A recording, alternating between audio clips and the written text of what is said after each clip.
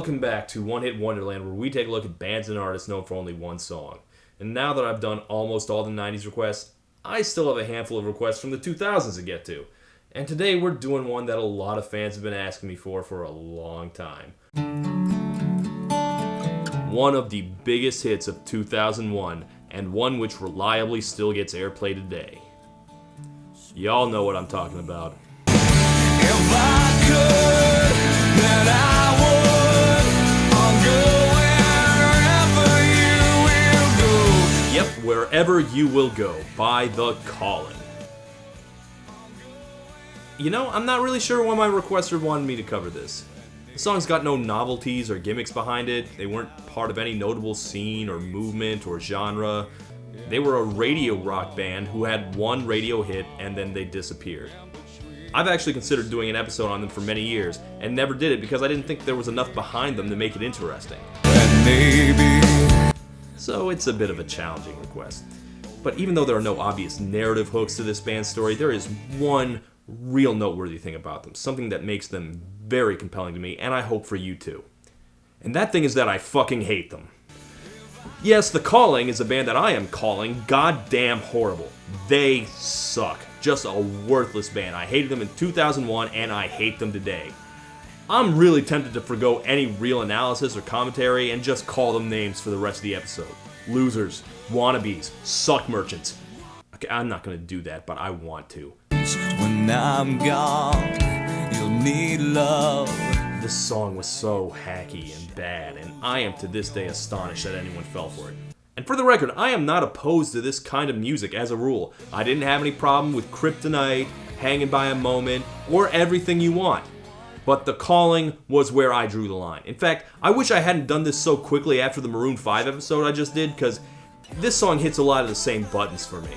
Like, this couldn't have been your best effort. You should really be trying harder. D- for effort. But that's the request I got, and that's the one we're gonna do. Let's go. I'll go wherever you will go. If I give up on you. How on earth did a band this crappy get a hit? Well, you see this kid? His name is Alex Band, and he got a record deal because, shock of shocks, he comes from a showbiz family. That's right, he is a total Hollywood creation. See, nepotism reeks through all of show business, including music. In fact, around this time there was kind of a big dust-up about, the guy from The Strokes. Well, it turns out he's the son of an extremely powerful record executive. Yeah, it was bad, because there was already backlash from people who thought The Strokes were all hype, and this seemed to confirm that it was all manufactured. And it turns out his dad wasn't even a record executive. He runs a big modeling agency, but still, it was an upbringing privileged and connected enough that a lot of people were suspicious. Now, The Calling were not ever cool or interesting enough to have that kind of backlash, but if they had been more notable or famous, I do think it would be controversial that their lead singer is the son of an extremely powerful movie studio head. His name's Charles Band. He's been a power player in Hollywood for a long time. He's been producing and directing movies continuously since the 70s, and he now runs his own studio, Full Moon Features. And you have probably watched some films from his many successful franchises, such as The Puppet Master. Puppet Master, and Demonic Toys. Demonic Toys, and A new kind of cookie. The hell is that? The Ginger Dead Man. Evil never tasted so good. I might have oversold just how important this guy is. Hey, maybe this year we can bring back the One Hit Wonderland Spooktacular Edition! Because the lead singer is the son of the guy who made Evil Bong. Dude, I've done weaker connections. But making cheapo horror movies still means his dad was in the industry. And because of that, Alex knew people. Specifically, his next-door neighbor, Ron Fair, a big-time record executive. Now, he'd mostly put together soundtrack albums at that point, but as a talent scout, he was about to have an extremely lucrative decade. So, the right guy just basically fell in their lap. This is what happens when you grow up in Hollywood. Alex started a band with his buddy Aaron Kamen, and they named it Next Door, specifically because they were sucking up to their next door neighbor. He probably signed them just to get them off his lawn. And even before they'd released a song or an album, you could see them on screen performing their eventual big hit in 2000's Coyote Ugly. You know, that all-time beloved smash movie. Honestly, they might have been better off being in Ginger Dead Man. But yeah, Next Door was about to hit the big time, although by that point the label had them change the name to something even more generic. They're all adorable. Please welcome The Calling!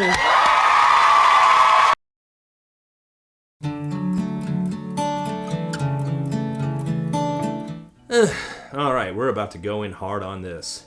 So lately, been wondering. So, lately, been wondering. I hated this song from the first line. It's a terrible opening lyric.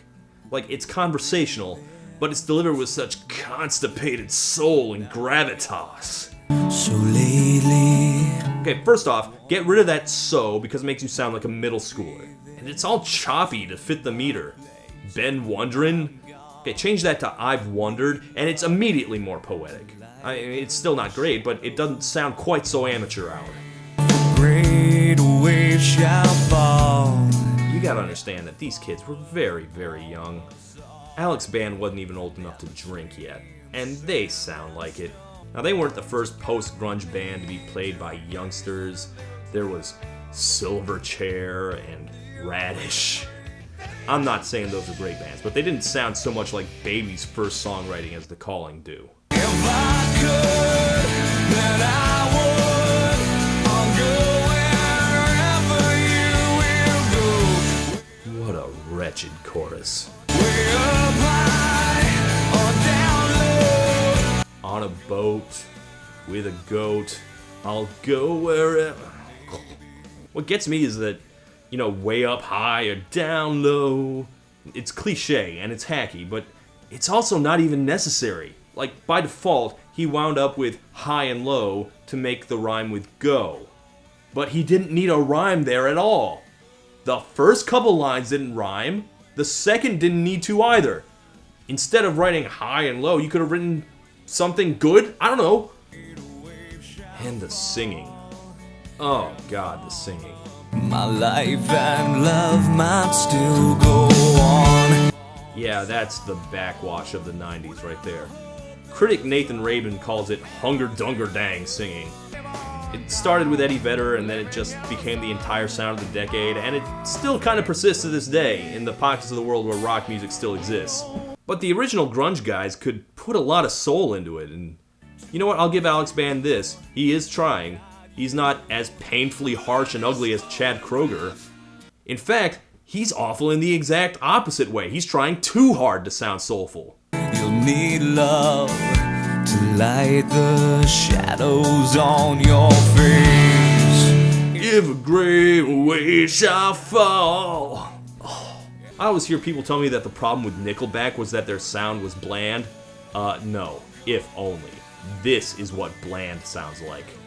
It's hard to treat the lyrics like they're anything but filler, but if there is one whiff of some kind of real emotion in this, it's not a good one. When I'm gone, you'll need love to light the shadows on your face.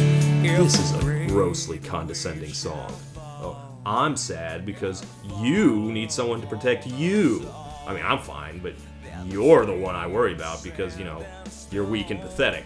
Could you make it on your own? Now, this is the same criticism leveled decades earlier by feminists at Cat Stevens' Wild World. But if you wanna leave, take good care. Which is also a song I can't fucking stand, but at the very least I get the sense that old Yusuf there is genuinely hurt by the breakup. And I get no feeling that Alex feels anything about anyone from this song because it's not real. It's a child's attempt at a love song. And that's mostly what I hate about this song. It's so basic. That's the best word I can think of here. Basic, in every sense.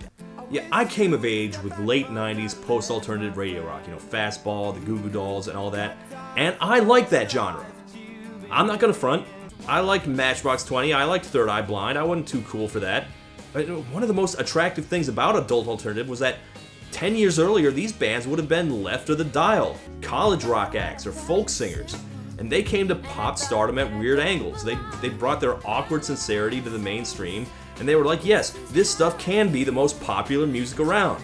Even Hootie and the Blowfish, who were basically just a bar band, they took all sorts of odd turns where they'd sing about dolphins and lift entire verses from Bob Dylan. And I just don't see any of that creativity or sincerity or just plain weirdness here. This was the alternative moment grinding to a halt. Its final slow sellout. The boy bandification of grunge reached completion, and that's why it's not a thing anymore. The Calling killed it. But I'll stay with you for all time. I don't know, I just said all I said, and yet, there's something about this song in there. I actually feel a little softer towards it than when I started. And you know what it is? It's those goddamn pop song chords. Overused to hell, beaten into the ground, and still powerful. As much as I complain about it, those goddamn chords still work. This is what a pop song is supposed to sound like. And I know I complained about it in that goddamn Maroon 5 song, but that basicness coming from them is a worn-out band not trying anymore. And here it's a couple of kids trying to make their first stumbling steps into writing. It's a lot more justifiable is what I'm saying. I think they hit on a really strong melody at least, even if the lyrics don't work and the emphasis is all on the wrong words. You know, just quite how you'll need love. I wouldn't have released it, and I still think this song kind of sucks. But I can sort of see in hindsight why it was so big. And in fact, I may have gotten this song all wrong. Because while I was talking just now, I was reading Wikipedia on my phone, and this song is not a breakup song. It was inspired from the point of view of one of their older relatives whose husband of many years died. I did not know that. That changes a lot. For one, it doesn't sound quite so condescending. We'll be there to take my place when I Although it does sound a bit like he's jealous of Jesus. fall upon us all. Yeah, it plays a little differently now that I know that. It does seem a little more sincere, even though it's much more awkward. I'll go wherever you will go, way up high or down low. Wait, what? Or down low. Or down low? Did you just imply that your late relative went to hell? Holy crap, dude! Though that does up the intensity of the song. Girl, I'll follow you to hell. Jeez.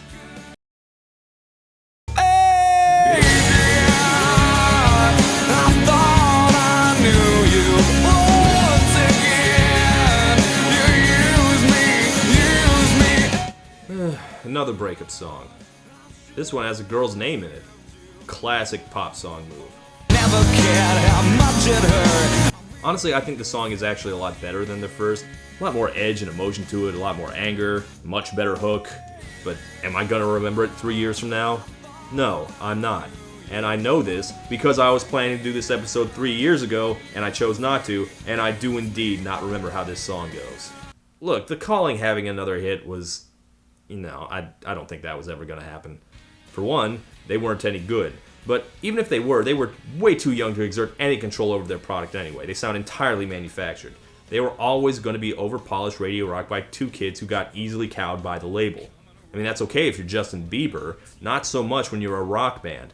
They made Five for Fighting look edgy and deep. And here's their other single off that album. It's fine. It's sub-mediocre.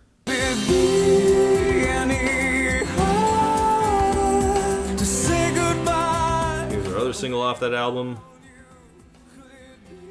I mean, it is what it is. I'm not saying they're talentless. They're not to my taste, but on a technical level at least, they're ready for prime time. They're polished and professional if that's what you want. But the songwriting just isn't there. The sense of identity just isn't there. Most of the pop-punk bands were just as young, but they had personality and stage presence that eludes Alex and Aaron. But here's the thing I'm noticing. Did I hate this band because Alex Band was just too pretty? I mean, look at this kid with his flat iron, bleached blonde hair. He looked like a goddamn Backstreet Boy. Did I just resent him on those grounds? I might have. Which is weird, because all the original grunge and alternative acts that they're ripping off, a lot of them were fronted by very good-looking dudes. I mean, look at Eddie Vedder in his 20s. God damn. They were all just extremely handsome men. But they were still men. And Alex Band was a boy. I can't say for sure that their fan base was all girls, but I know that I, at least, was absolutely petty enough to resent them on those grounds. I mean, I would have looked at this Zach Hansen-looking puke. I would not have been into their music. But fortunately, I don't think I ever actually looked at this kid because no one cared about them. So I think I can say I disliked him on his own merits. Like, there was one last thing I remember where they were big. And it wasn't the band, it was just Alex. See, there was this Santana song. So I said, why don't you and I get together? One of many duets Santana dumped out in the early 2000s. But the version I remember of it was with Chad Kroeger. Yeah, that was the version I remember. But for some reason, after getting a ton of airplay, they replaced him with the guy from The Calling. I was never clear what happened there. I think there was some kind of label dispute. It was something like Nickelback's people didn't want the Santana song to distract from the new Nickelback album. It's a shame, because Why Don't You and I is one of the few songs where Chad dials it back and doesn't sound so terrifying. If Alex was going to redo any vocals, it should have been all of Nickelback's other songs. But, yeah, there you have it. Alex Band's ultimate legacy as the non-union Mexican equivalent of Chad Kroeger. Calling did release a second album. They said that now with this second album they had more experience and they were in control. No more being ground down by the thumb of the record label, blanding them up and polishing them into a kid's bop Pearl Jam. No, The Calling was calling its own shots now. 'Cause these are the days worth living. These are the years worth giving. And these are the moments. These are the times. Yeah, I do not hear it. They sound exactly the same. And after that, the band broke up. Alex went solo. I'm really disappointed he didn't start a second band, call it the Alex Band Band. And he had one super minor hit in 2010 called Tonight. He's expecting you.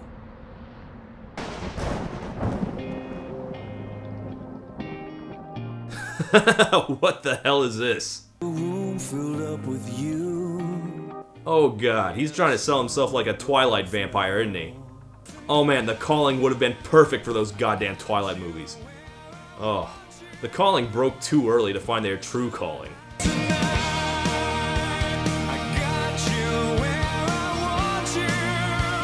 Spooktacular edition! Hey, while we're talking about shitty media from the early 2000s, fun fact, he was married for several years to Cleopatra 2525.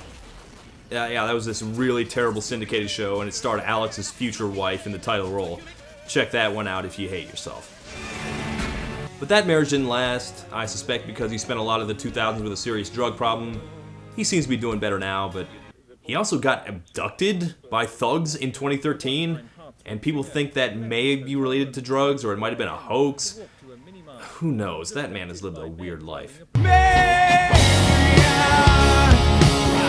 The band is back together now, by which I mean it's Alex and some randos, and they're trying to get out of that third album, but the other guy, Aaron, is suing because he still half owns the name. So, good luck. Come on. Look, despite his tumultuous life, Alex and The Calling don't seem like they're hurting. They had a lot of international success with those two albums, and he's been on tour in Asia and Australia in recent years. But lightning struck once for them. There was a flood of bands like this in the early 2000s, and most of them lasted for between 1 and 0 songs. The Calling did absolutely nothing to distinguish themselves from any other major label radio act except be cute. They were impersonal, lackluster, and most damningly an unambitious band. But that's the magic of pop music, it's not a meritocracy.